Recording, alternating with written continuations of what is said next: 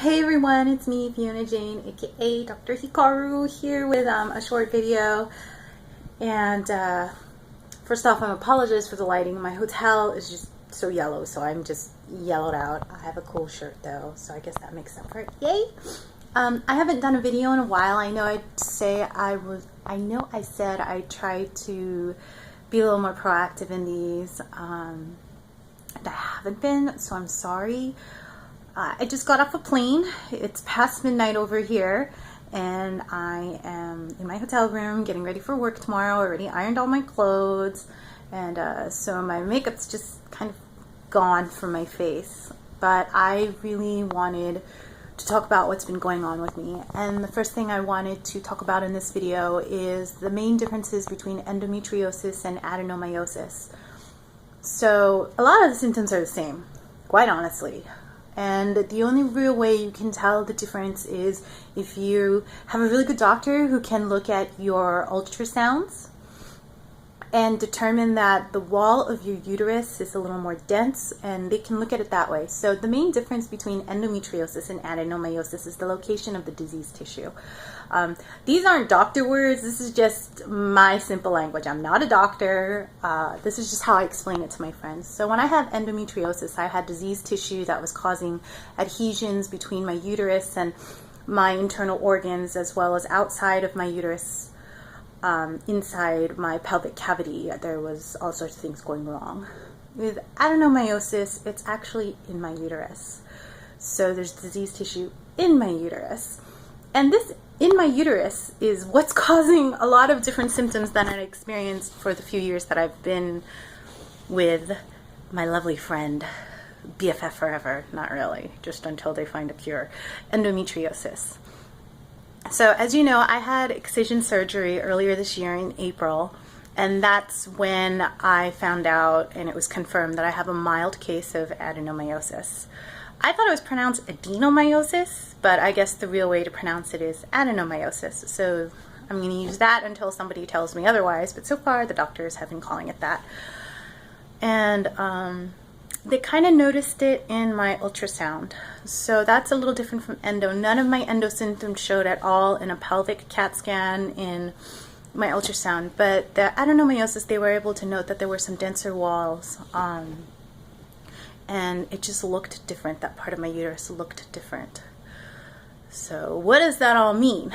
Well, the biggest symptoms I've noticed is this extreme exhaustion. I mean, I am just fatigued out.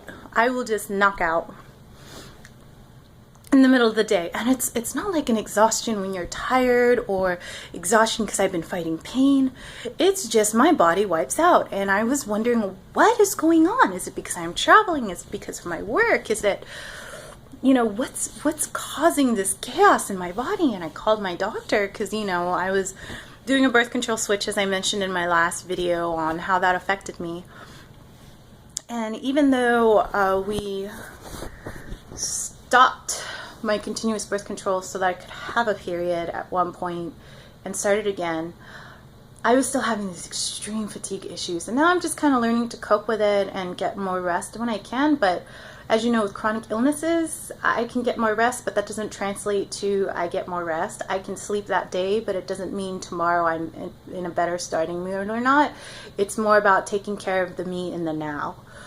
And less trying to figure out what's going to happen in the future, because I can feel absolutely fantastic one day and just start the day great, and somewhere around 2 or 3 o'clock just be exhausted beyond belief.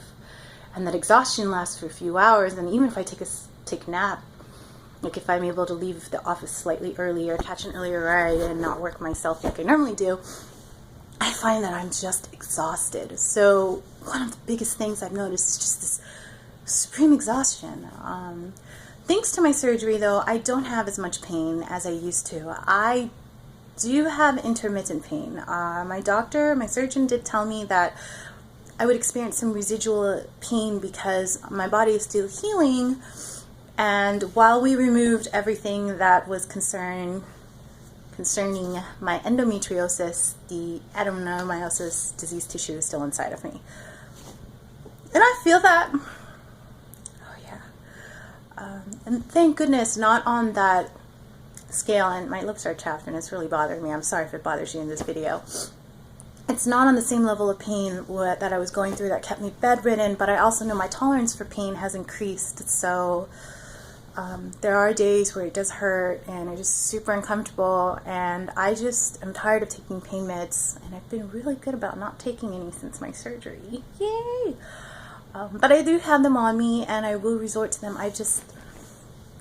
I've been drugged up for the last 2 years, and I'm kind of enjoying the only two things I take right now are birth control and Prozac to counteract my hormones. So fatigue is the main thing I noticed with the adenomyosis. My abdominal pain is in a slightly different area too. I don't know how to describe it. It's a different type of feeling. It's more of a throbbing, aching, pressure feeling. That could maybe also be because of the interstitial cystitis, there's that word again, that I have going on, but it's definitely more of a sense of pressure in my uterus than it was just like that someone stabbing my uterus type pain.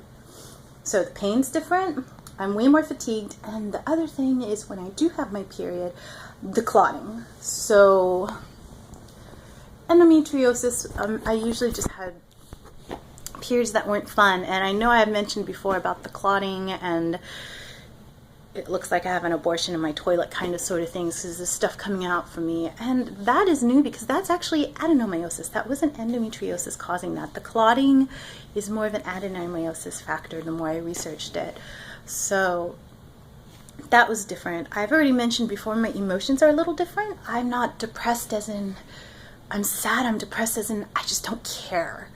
Thank goodness for putting me on the Prozac. It's gotten a lot better with that. I think also my hormones, my body's been reacting really well to the low gestrol or whatever it is I'm on now. That's not Generis, not orthotricycline, not orthocycline, and not seasoning. But I have noticed that this birth control, or just where I am right now, I'm staying bloated and my weight fluctuates a lot more with it. And so I feel that this, like, I just can't seem to stay with my weight with my new birth control. And I don't know if that's the adenomyosis that's doing it. I don't know if it's a combination of the hormones. Like I said, I've been working out more. I've been doing really better at taking care of myself these days. But I'm just way more bloated, and the bloating just comes and goes, and it's different than water weight, and I'm getting that bloated belly even though I'm on birth control, and just trying to deal with that is kind of frustrating. Side note, you'll notice that I actually had to slice 2 videos together at one point. You're gonna wonder what happened, and that's because my friend tried calling me and killed my video. That's never really happened before, but I didn't want to have to redo the 7 minutes I had already done going in, so I'm just kind of, for once, editing my video. My apologies. I like to keep them one video, but technology failed me in this instant.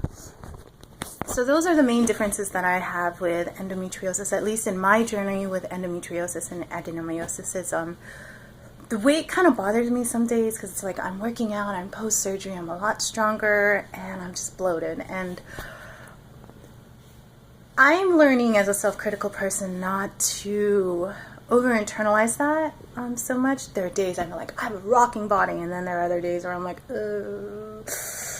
I can't. There will be days where one day I can fit into my pants and have give, try them on the next day when I bring them to work in my suitcase. I can't fit in them, and it's kind of sad, and I just, like I said, I try not to let it get to me so much.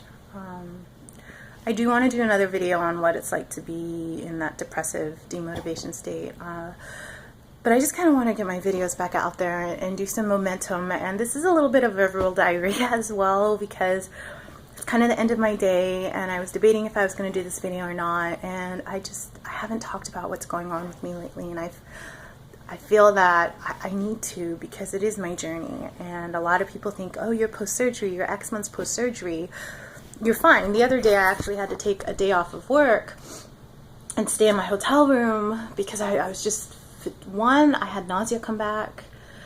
2, I had that pain in my uterus. We were skipping my periods. I don't know if it had to do with that. It was not. My stomach was upset.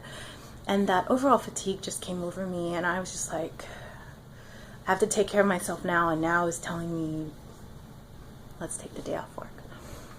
And when I came back to work the next day, I started coughing a little because I'm going back and forth between Nevada and South Carolina, and the weather here in South Carolina is a lot more humid than it is in Nevada. Plus you have the plane travel, and I'm coughing, and people are like, oh, stay away from me, you're back in the office, how are you feeling? And I'm like, it's not contagious. And one of the guys who actually knows what's going on with me, I was like, you know, it'd be funny if I said it's only contagious if you have a uterus, but endometriosis and adenomyosis don't work that way. Although those of us with it just feel miserable all the time. It doesn't matter if it was contagious or not. If that made any sense, like I said, verbal diarrhea right now. Anyway, I'm going to try to wrap up these 2 videos and stick them together and upload them. Thanks for listening, everybody. Thanks for the support. I need to get back in and start replying to some of the messages I've gotten over the last month or so since my last video, because it's just been kind of a whirlwind. I really appreciate all the messages, all of you Endo sisters, Adeno sisters sharing your stories with me. Some of you guys have found me on Facebook, some of you guys have reached out to me on my Instagram, some of you guys have hit me up on my Twitter, and I understand your journey, and I love hearing your journeys, you know. I wish I had more time to be a little more interactive than what I've been, but I've been just trying to kind of work, and work takes up most of my time because the traveling is quite the unique factor when you have chronic illnesses like mine, and you don't want to be defined by that. You want it to be defined by the quality of work, but I'll talk about that in another video, work-life balance and endometriosis/adenomyosis. But thanks so much for listening. I hope this video helps any of you guys who are struggling with coming to terms with having adenomyosis, or any of my friends out there who have always kind of wondered what the fuck I'm talking about when I mention it.